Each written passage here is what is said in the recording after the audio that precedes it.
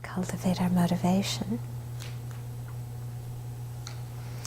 And really feel delight at the prospect of listening to teachings on emptiness. And even though the topic is difficult, it's very rare and special to have teachings on this topic.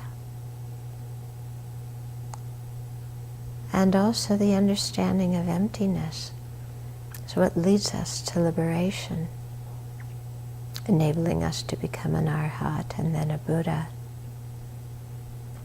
So the long-term value of hearing these teachings and thinking about them and meditating on them is really incomprehensible. And so let's generate the motivation to listen, think, and meditate for the long-term purpose of becoming Buddhas, for the benefit of each and every sentient being.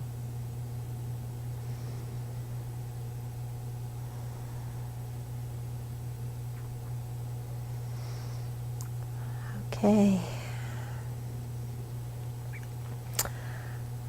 So, just in case anybody is watching who also wanted to listen to over the telephone, nobody called in, and so it isn't being broadcast via the telephone today. But on August 7th and August 14th, I'm going to be in Madison, Wisconsin, and it looks like we won't have access to a video camera and an internet connection there to be able to do the live internet streaming. So on those 2 days, August 7th and 14th, we'll do the teachings by the telephone. I'll have a regular telephone like this. And so in order to get the number to call, please email Venerable Tarpa here at the Abbey, and she will tell you the number to call.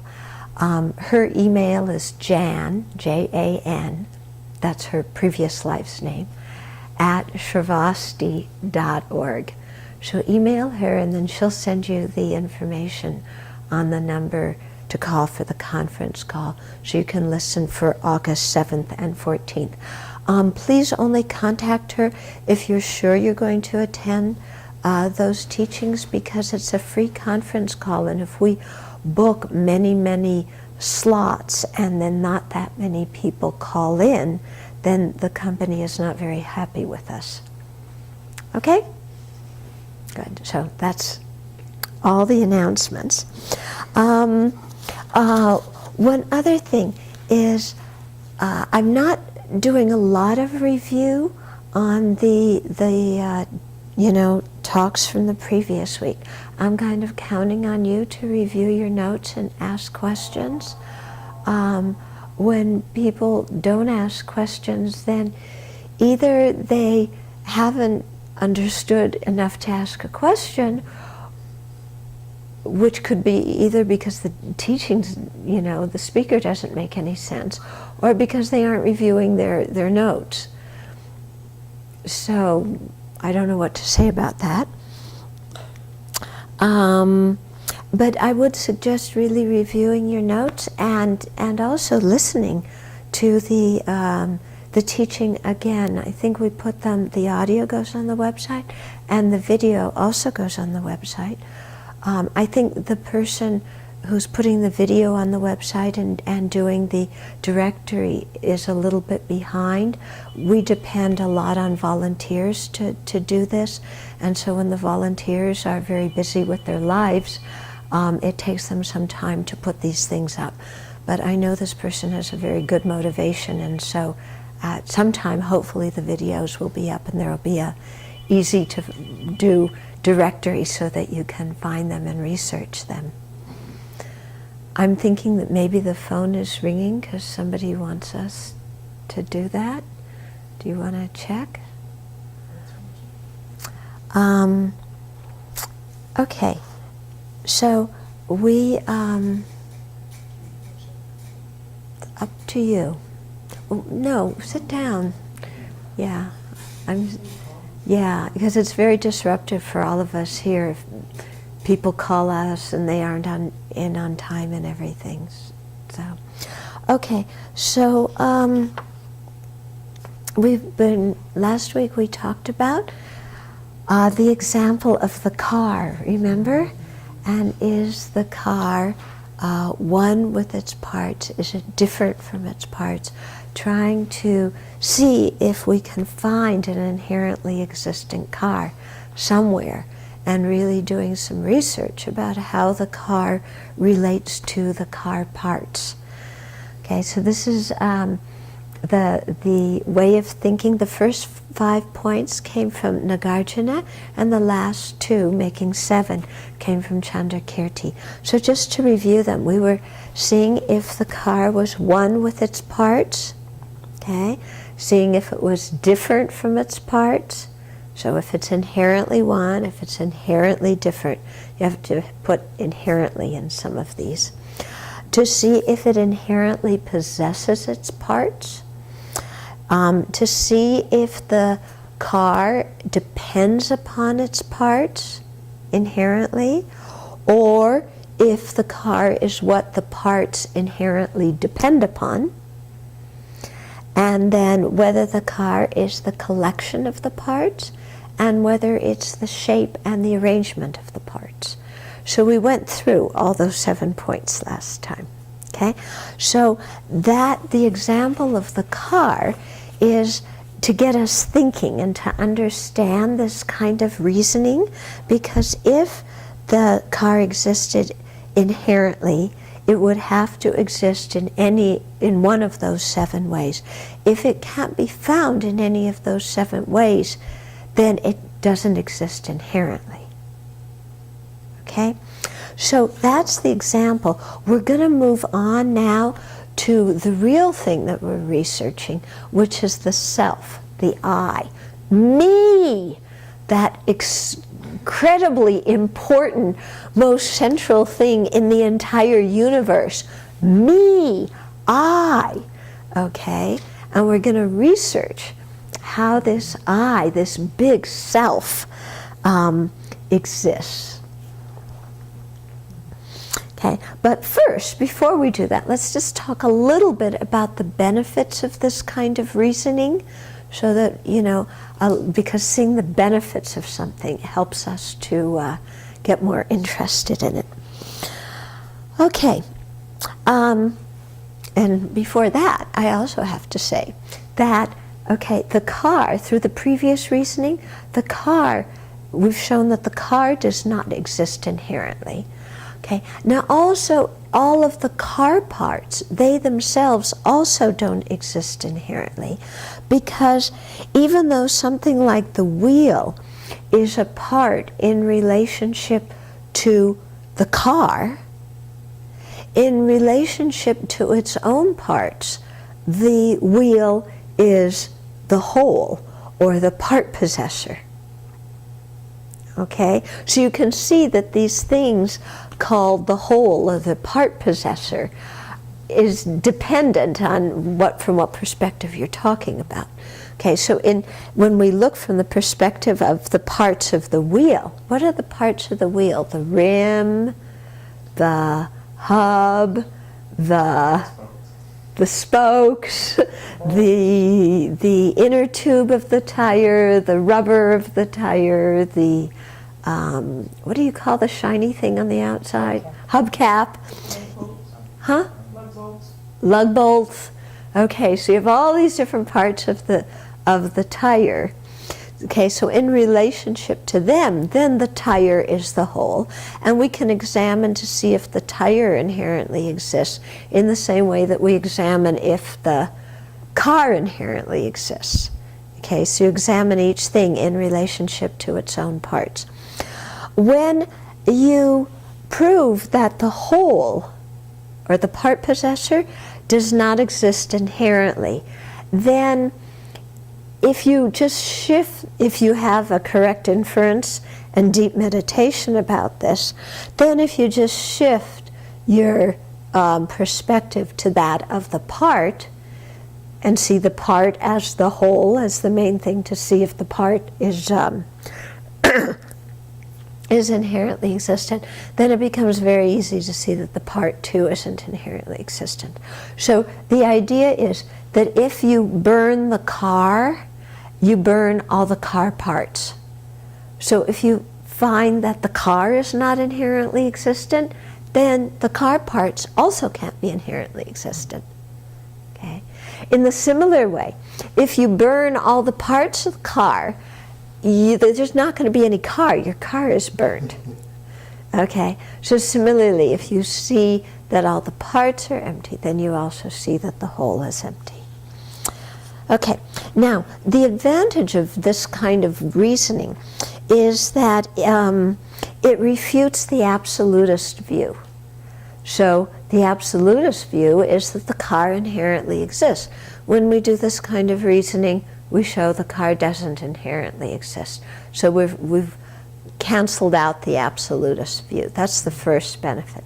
The second benefit is that this reasoning only refutes inherent existence. It doesn't refute conventional existence. And so in that way, the reasoning doesn't go to the nihilistic extreme. Okay, because we've only refuted inherent existence, not all existence whatsoever.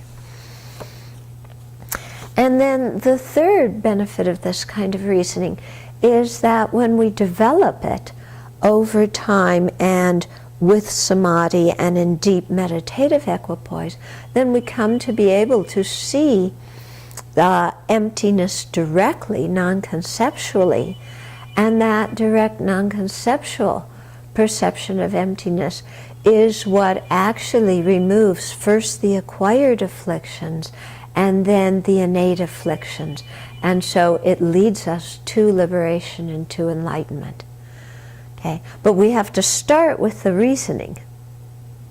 Yeah, because we have to start with just a conceptual understanding of why things don't inherently exist. We don't just sit there and say, no inherent existence, and, you know, things are empty, because we have no clue what any of that means.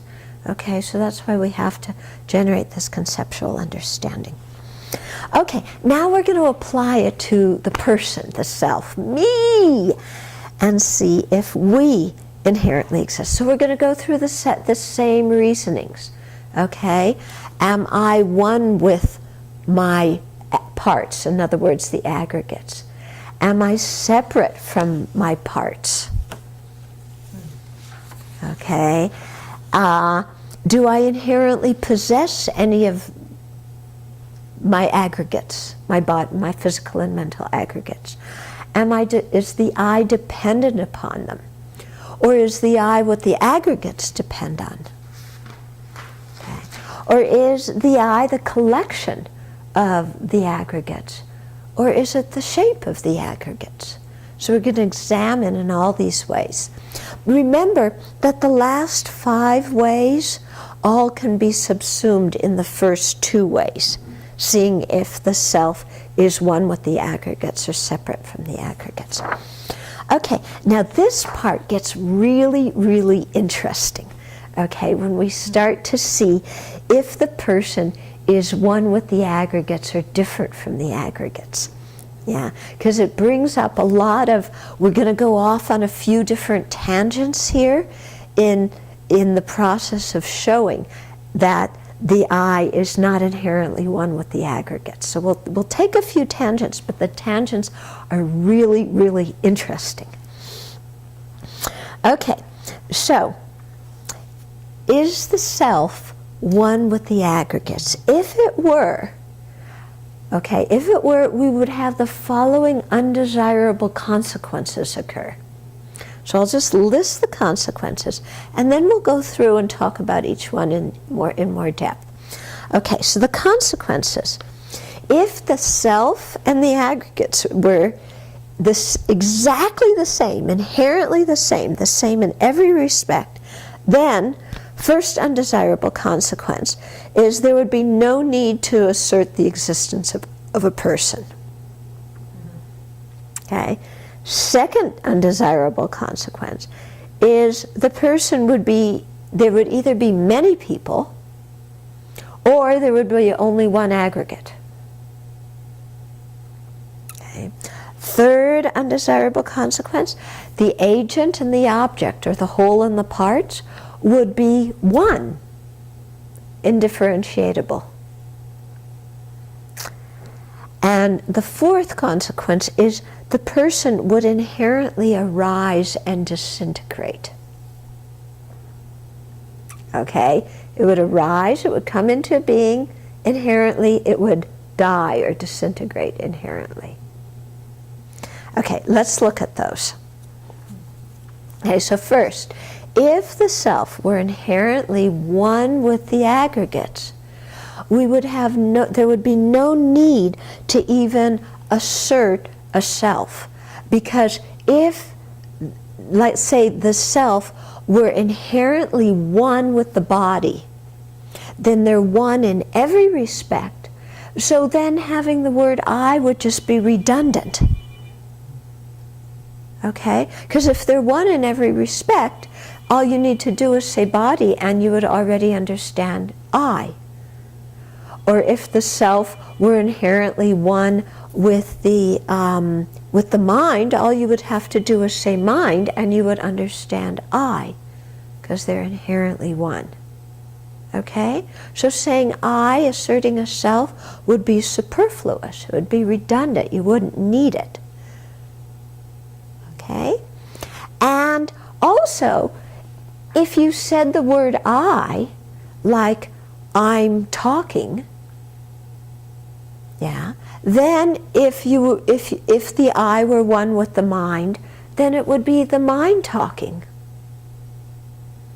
Or if you would say I'm walking, since the I is inherently one with the mind, then it would be the same as saying the mind is walking. Or if the I is inherently one with the body, when you say I'm thinking, it would be the same as saying my body is thinking. Because the I and whichever aggregate you thought the I was union oneness with were exactly the same. Okay? So if the self were inherently one with any of the aggregates, our conventional use of language just becomes crazy. Yeah? Are you getting what I'm saying? If the self were the body, okay, then you don't need to say the word self. All you need to do is say the word body, because self would be understood. So then when you say I'm thinking, you wouldn't need the I, you could just say my body is thinking. Does that make sense? Is your body thinking? Or if you say that the self is one with the mind, with one of the with the consciousness, any of the consciousnesses, then when you say I'm walking, it would be the same as saying my mind is walking. Is your mind walking down the street? Good luck. Okay? So these are all undesirable consequences. You'd have to think about them, why they would come about if the self and the aggregates were inherently the same. Because remember, inherently the same means they're completely undifferentiatable, exactly the same in every respect, which would mean also linguistically. Okay? Then the second undesirable consequence of the body, of the self and the aggregates being one, is because there is one self, then you should only have one aggregate. But we have 5 aggregates, so you would have to eliminate 4 of them to say that the self is the aggregate. Because you could only have one aggregate. So remember, we have 5 aggregates: body, feeling, discrimination, conditioning factors, and consciousness. So if the I were one, with the aggregates, then the I is one, you could only have one aggregate. That's not true. Or, because the aggregates are 5, you would have to have 5 selves. One self for each of the aggregates. Do you have 5 selves? You know, I've heard, you know, there's multiple personality disorder, but, you know, this is exactly what would happen. You would have one self for each of the aggregates. Okay, that doesn't make any sense either. Okay, third undesirable consequence is the agent and the object would be one. In other words, the body and the aggregates would be one. Yeah, or the appropriator and the appropriated would be one. And here, this word appropriator and appropriated, it's a difficult term. The Tibetan is lenpa, or it's upadana in Pali and Sanskrit, and that's also translated as grasped, okay? Because it's you know, like in the ninth link of dependent arising, grasp. Okay, so the term, the appropriator and the appropriated, or the grasper and the grasped, okay? The reason they use these terms is because the self is designated in dependence upon the aggregates. So we say, like, the person took this body. The person took these aggregates. While we say that conventionally, don't understand the word took as, you know, somebody, there's this inherently existent person sitting up in the sky who took that body, who says, oh, which body? Oh, that one. Oh, which feeling aggregate? That one. It's not like that, okay? So don't understand the word take or grasped or appropriated to be like you chose, you know, that there's an inherently existent person that's separate from the body that chose. But we do say conventionally, you know, somebody took those aggregates. There's a person who appropriated the aggregates, or the aggregates were appropriated by the person. You know, what it's basically meaning is that there's a relationship between the aggregates and the person. Yeah? But if they were inherently existent, okay, then you couldn't differentiate the person and the aggregates, because they would again be completely one. So then you couldn't say that, you know, the person took this body, or, you know, the aggregates were taken by the person. Or you couldn't call the aggregates, you know, the grasped aggregates, because there has to be a grasper, which is the self. Okay? So again, don't think that there's an independent self which grasps the aggregates. It just means basically that there's a relationship between the aggregates and the self. Okay, then the fourth undesirable consequence, what is, if the aggregates and the person were inherently one, yeah, and the same, then the self would be inherently produced, and it would arise inherently and disintegrate inherently. Because if you have an inherently existent self, then it comes into being inherently, and it goes out of being inherently. Okay? Which means it doesn't need to depend on any causes and conditions, which also calls into question, you know, because the self is arising and ceasing moment by moment, and this life self arises and this life self ceases, it calls into question, what is the whole relationship between one moment of the self and the next moment of the self? Okay? Is one moment of the self and the next moment of the self, are they inherently the same? Are they inherently different? What's the relationship between them? And this gets really, really interesting. Okay? So, if the self arose inherently and disintegrated inherently.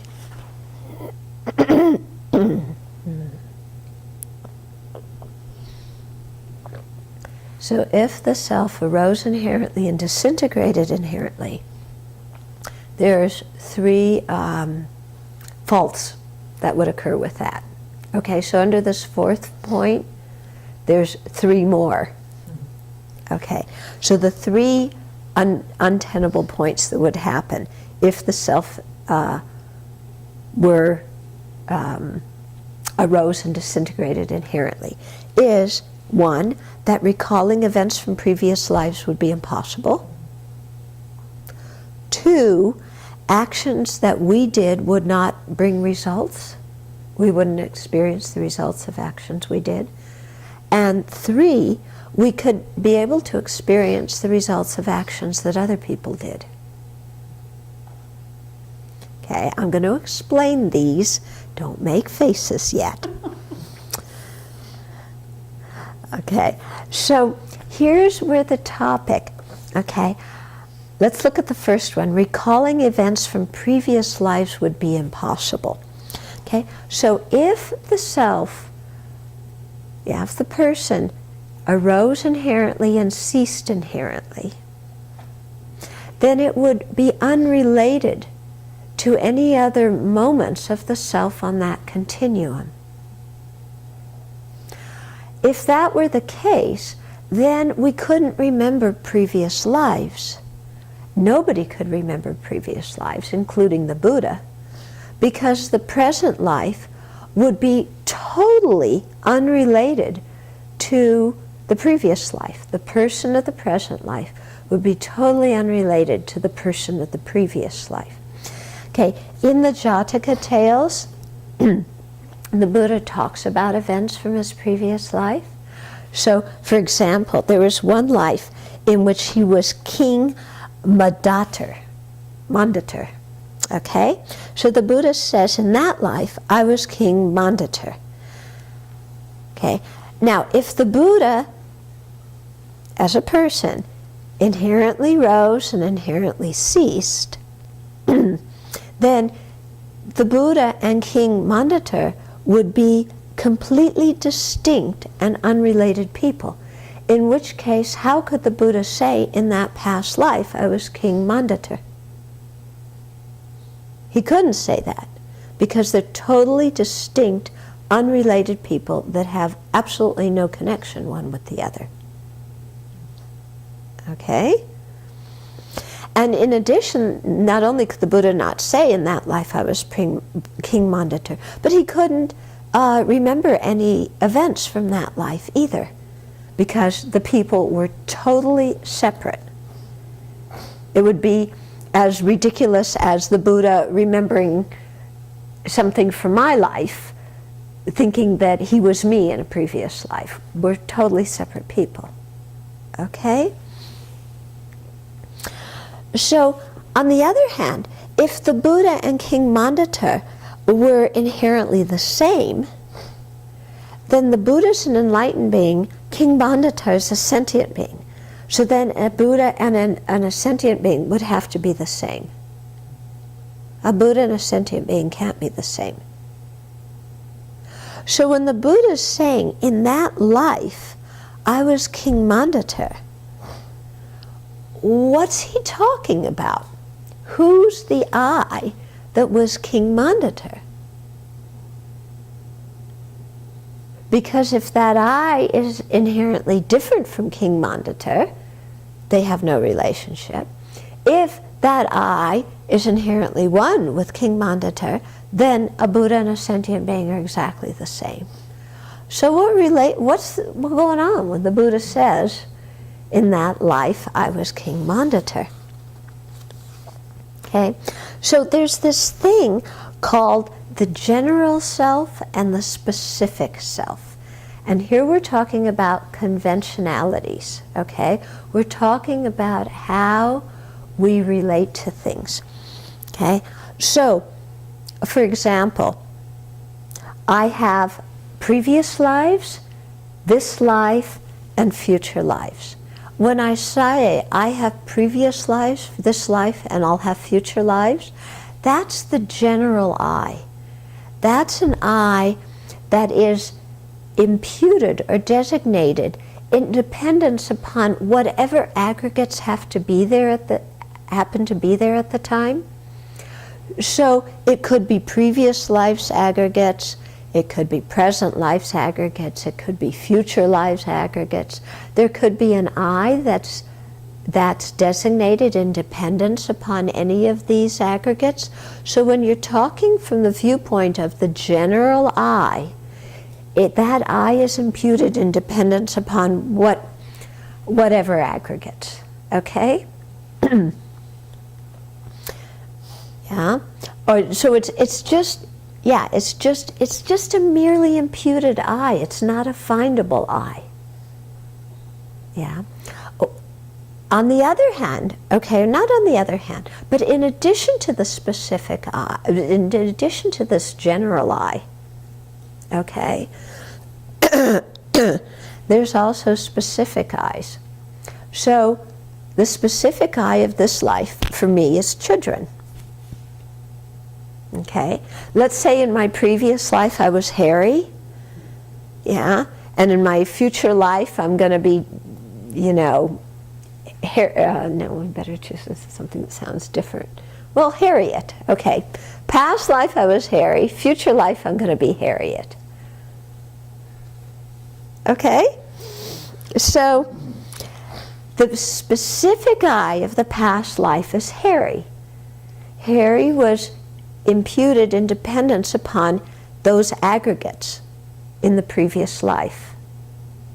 Okay, Harry was a guy, so imputed in dependence on a male body. Yeah, whatever mind, feeling, discriminations, conditioning factors were there, that was in dependence upon those aggregates, we impute Harry. In dependence upon this body and whatever my mental aggregates, we impute children. That's the specific I of this life. In future life, let's say we could project ourselves to future life. I'm going to be Harriet. Okay? So Harriet's going to have a totally different body and totally different mind. Okay? Not unrelated to mine, but different. So Harriet is the specific self of the future life. Yeah. So when I say let's say when the Buddha is saying, I remember when I was King Mandatar, that's from the viewpoint of the general I that covers all three times, past, present, and future. It's just a general I. That I remembers being King Mandatar. At that time he wasn't referring to I, Shakyamuni Buddha, was King Mandatar. Because Shakyamuni Buddha is the specific I of that specific life, in the same way that children is the specific I of my life. Harry was the specific I of the previous life. Harriet is the specific I of the future life. Okay? Harriet and Harry and children are different. They're different. They're not inherently different. They're not inherently different. There's a relationship between them. Okay? Harry ceased and, the continuum of mind went on and, became the basis of designation for children. And when children ceases, that the continuity of that consciousness will go on and become the basis of designation for Harriet. But they're different people. Okay, when I go to get my driver's license, I don't say Harry is applying for the license. Okay, Harry is dead. Yeah, Harriet does not exist. Harriet also can't apply for the driver's license. Only children can. But they aren't three distinct people. And the general I can refer to all of them, okay? Because that general I exists in dependence upon the specific I's. In the same way, when you say, when I was a baby, okay?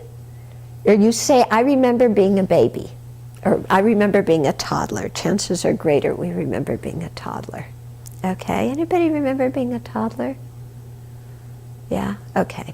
So when you say, I remember to be a toddler, I remember being a toddler, who's that I that remembers being a toddler? Is it the I of July 24th, 2008? Is that the I that was the toddler? Are you the same person now as that toddler? Are you? I hope not. I don't want to change your diapers. Okay? Because if you were the same person as that toddler, and if you were inherently the same as that toddler, you would be walking around in diapers. Or that toddler would be sitting here in class taking notes. Okay? So when you say that, yeah, like I remember being a toddler, or if we say, you know, Venerable Chuni remembers being a toddler, in that way, Venerable Chuni becomes the general I, and the toddler is a specific I because it's a specific moment in Venerable Chuni's continuum. Okay? So what is the general I and what is the specific I? Also depends upon what viewpoint you're looking at it from. Just as before when we were analyzing the car, the wheel being a part or the wheel being the whole depended upon which viewpoint you were looking at it from. Okay? So children can be the general I that covers all the moments of this life. Yeah? And it's the general I when in reference to one moment. When I say yesterday I did something. It's the general I that did something yesterday. It's not the I of today that did something yesterday. Because today's I and yesterday's I are not the same. Are they? Yeah. They're not entirely different either, but they're not inherently the same, and they're also not totally separate. There's a relationship between them. One caused the other. Yeah, but the I of today and the I of yesterday are different. Okay? So we have the general I and then the specific I that exists in relationship to it. And the specific I can also become a general I in reference to the moments of I that cover it. For example, when we say children, you know, if we say children's life, okay, that consists of many different moments, doesn't it? Okay, and it consists of many I's. There's the children of September 18th, 1950, of September 19th, 1950, on and on and on, up to, you know, July 24th, 2008. You know, maybe there will be a children in July, you know, a children that is the July 25th, 2008 children. We don't know that yet. We'll find out tomorrow. Yeah. Okay? So all these are different. They're different people, but they're not inherently different because they exist in the same continuum and one causes the other. Okay?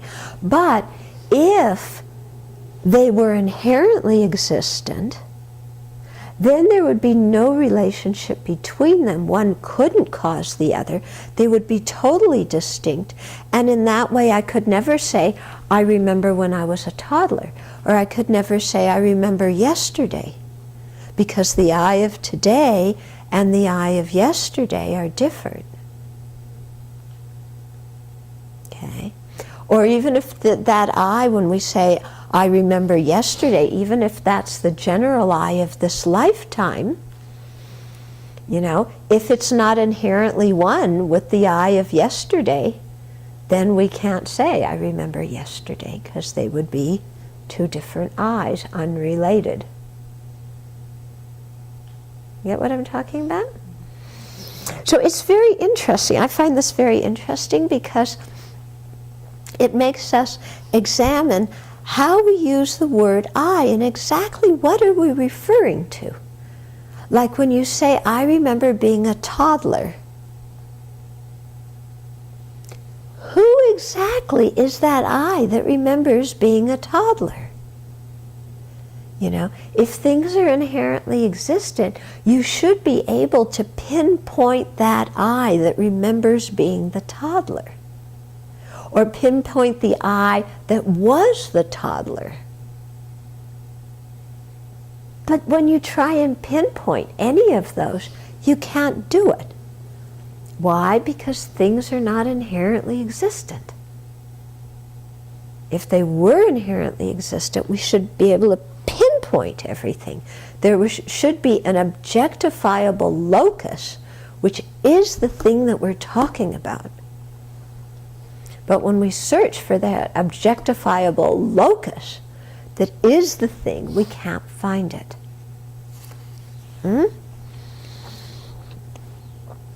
Okay, now this kind of confusion, it comes up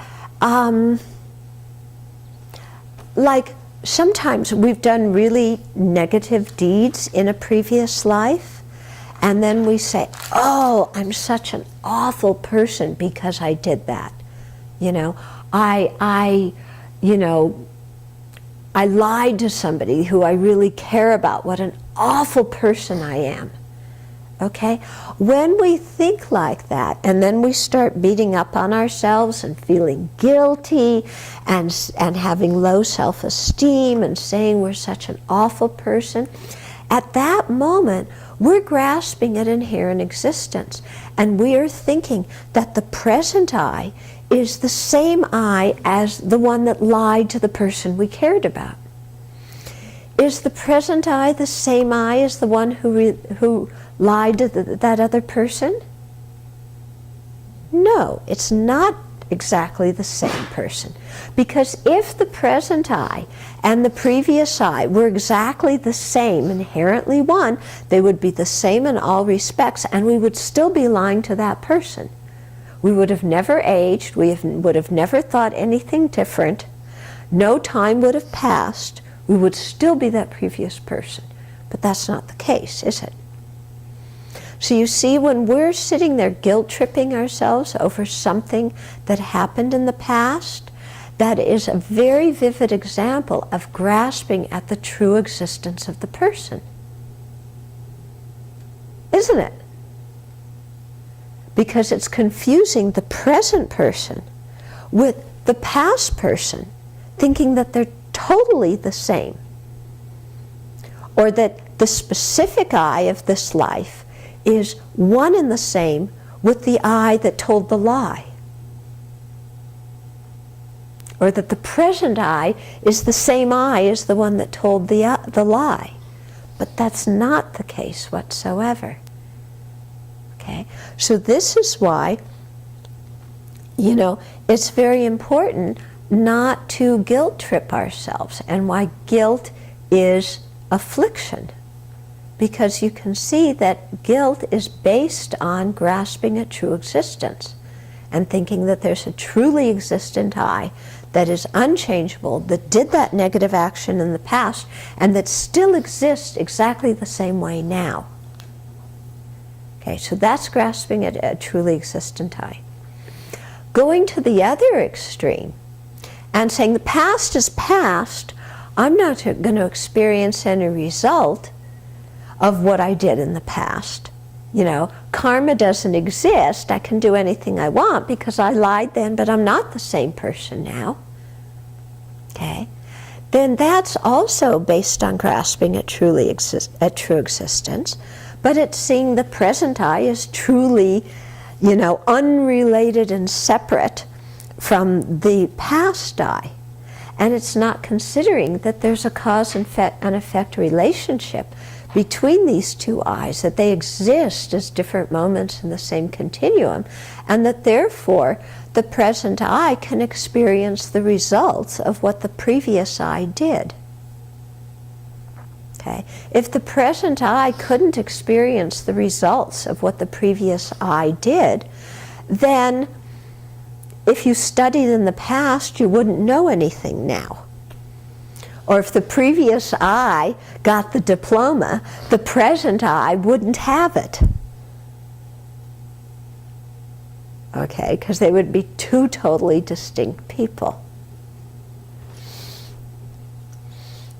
Okay, so the correct idea of, how do all these different I's that are different moments, in the continuum exist in relationship to each other, independent upon each other.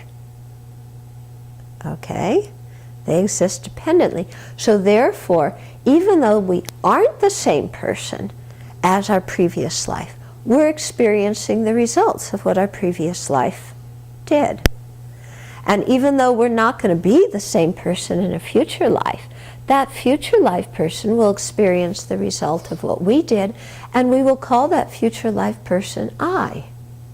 And there will be a sense of I connected with that future life person.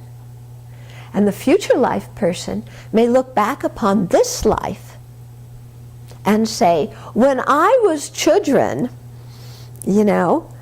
I made offerings to the Buddha in the morning even though I was half asleep when I did so. But she didn't, I didn't give up, so some good karma was created, so I'm experiencing the results of what children did. Even though she was half asleep when she made offerings every morning. Okay? Otherwise, there would be no relationship between them. So you see, sometimes when people are just getting introduced to the idea of reincarnation or rebirth, they say, why should I care about my future life? It's a different person than I am now. It's true, it is a different person, but it's not an inherently different person. It exists in the same continuum. Because somebody who says, why should I care about future lives? It's a different person than who I am now, should also say, why should I care about what happens to me when I'm old? Because the elderly person is a different person than I am now. The elderly person is a different person, isn't it? But they aren't inherently different. And for that reason, people save money to have money when they're old.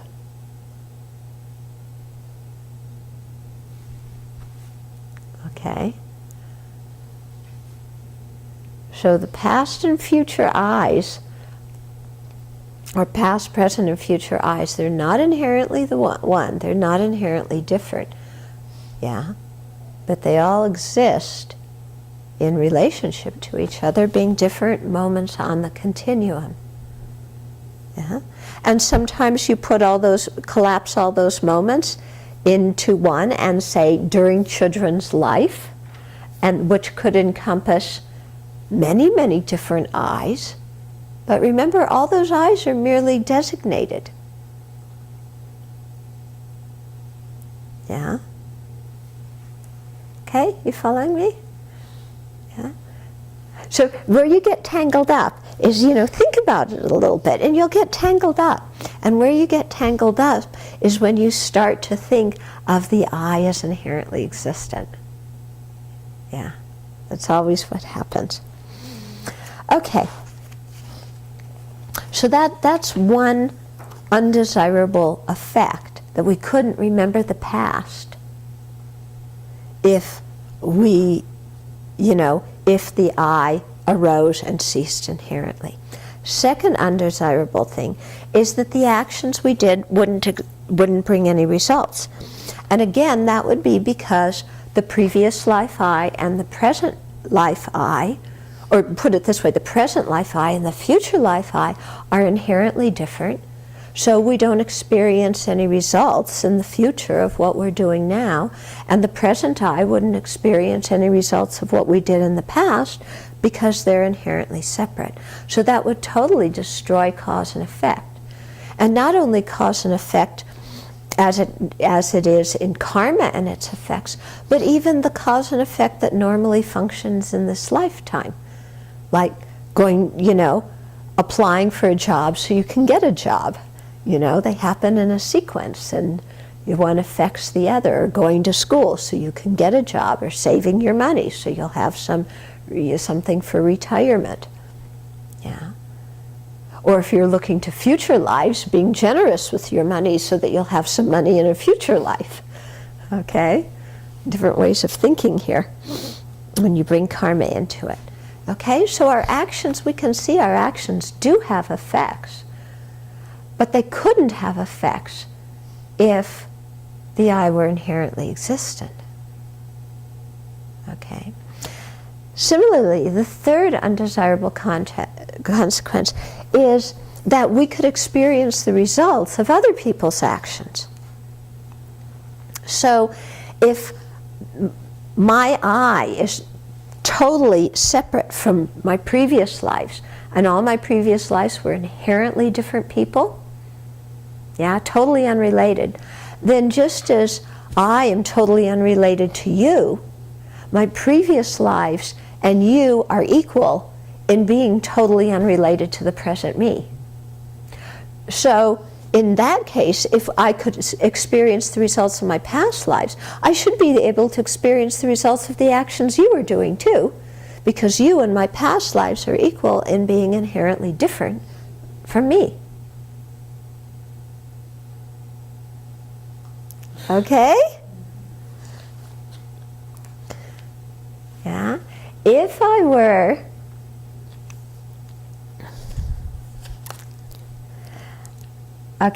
if my present life is inherently different than my previous lives, then my previous life is inherently other and totally unrelated. And then me and you, are we the same person? No, we're different people. Okay, we're unrelated, aren't we? You're not me, I'm not you. You and my previous lives are equal in being unrelated to me. You're both unrelated to me. So then, if I could still experience the results of my own previous lives, then I should be able to experience the results of your actions, because my previous lives and you are equal in being different from me. Think about it. Are you and my previous lives me? That's not the issue. What's the issue? You just proved in the one before that past actions would bring results if you were invited. So whose past actions they are, why would you experience the result? And we said that that if I were inherently one with, or different than my previous lives, I couldn't experience the results of my own actions. Right. So if that's so, then how could you experience the... Because when something's inherently existent, you can say, and if somebody, the previous one you said, if they're inherently one, you couldn't experience the results of the past action. So now you're saying, why, if they're inherently different, could you experience? We're not saying that you could. You're saying if. Yeah, because clearly, me and my previous lives, if they were inherently different, I couldn't experience the results of them, of what I did in previous lives, because that's inherently different. But if somebody wants to say, but I do experience the results of my previous lives and they still are inherently different, then you say, but this other person over here is also different. So then you could experience the results of their actions as well, because this one and your previous lives are the same in being different from your present life. Got it? Okay. Okay. Then also, if earlier and later moments of the self were inherently different and separate, the future self could arise without the present self ceasing, because they're inherently different and unrelated. So cause and effect wouldn't work at all, because usually the cause has to cease for the result to come into being. Yesterday's self has to cease for today's self to arise. If they're inherently different, then they have no bearing on each other. So yesterday's self would not have to cease for today's self to arise, because they're totally different people. Okay? So you see, when we talk about inherent existence, we also destroy cause and effect.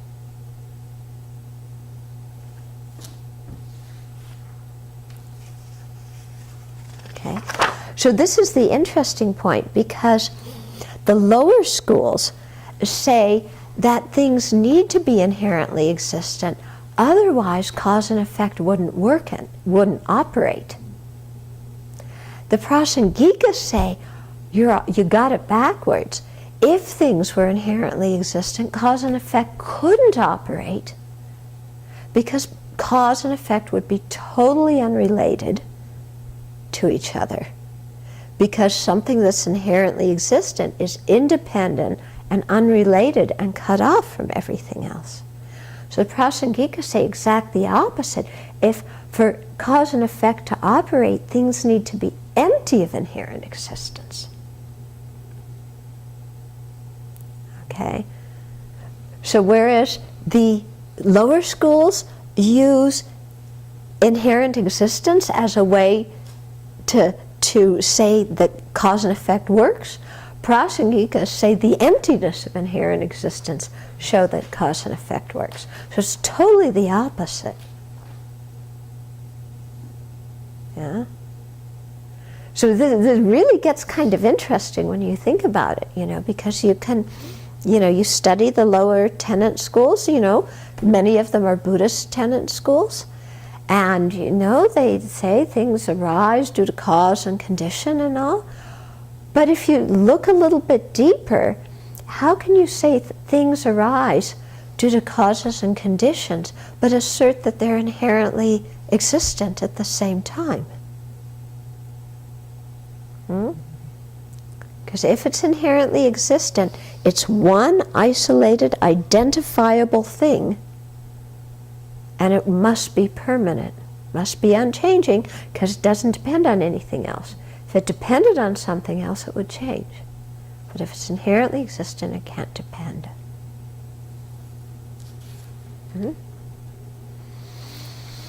Okay, so just to sum up here, is the whole point is that different moments of the self, they're not inherently one and they're not inherently existent. Why? Because they exist by being merely labeled. They are merely labeled. They are not identifiable, solid people that you can find somewhere. It's just a merely labeled I at any moment of time. Okay? And so, still, because they're merely labeled and they're dependent, later moments of the self experience the result of previous moments of the self. And previous moments of the self create the cause for what later moments of the self is going to experience. Okay? So therefore, it's good to observe the law of karma and its effects. Yeah. Because things are empty, observing karma is very, very important. Okay? Now, just to summarize here, why the self can't be one, inherently one with the aggregates, because that was the main point we were discussing here. So we're going to go through the reasons now as a way of summary, a slightly different order. Okay? The self and can't be inherently one with the aggregates, because one, asserting a self would be unnecessary, because they're completely the same. Okay? Two, either you would have one self because the aggregates are one, or you would have many selves because the aggregates are many. 3, the appropriator and the appropriated would be the same. Can't say that either. 4, recalling events from previous lives would be impossible because the present person and the previous person are totally unrelated. 5, our actions would not produce results because the future self would be totally unrelated to this self. And 6, we could experience the result of actions that other people do because other people are equally as unrelated to us as the previous moments of ourself are. Okay, so those are the absurd consequences that arise if we say that the self is inherently one with the aggregates. Just take some contemplation. Yeah, and that's why if you can, if you don't get it the first time, review your notes, listen to the talk again, watch the video again, discuss it with your friends, think about it. Yeah, in your daily life action, kind of, well, which I is this that is doing this? Yeah, is it the general I? Is it the specific I? And what makes something a general I and what makes it a specific I? And if the general I and specific I's were inherently existent, then how come children at one point can be a general I and at another point can be a specific I? Because if they were inherently existent, they could only be one or the other. Okay? So just, as you're going through your day, whenever you're thinking I, try and, well, what is this?